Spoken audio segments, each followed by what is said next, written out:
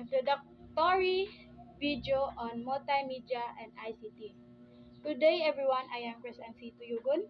In this video, we're diving into the exciting world of multimedia and ICT. ICT stands for Information and Communication Technology. Multimedia involves using various forms of media to communicate. Now let's talk about what is media. A multimedia. What exactly is multimedia? This this it's the combination of different context forms like text, videos, image, and animation, animation, and interactive content. Think about think about your favorite website, video, games, even educational apps. They all use multimedia to create engaging experience.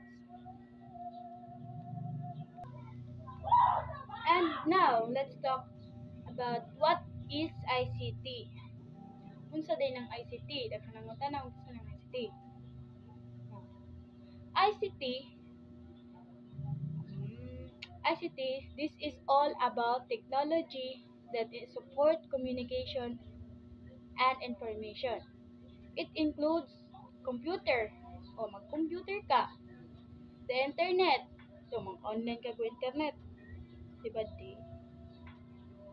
Software, and all the digital tools we use over every day to connect and share information.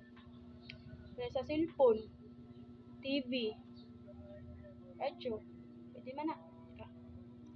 Okay. The future of multimedia and ICT is incredible, exciting.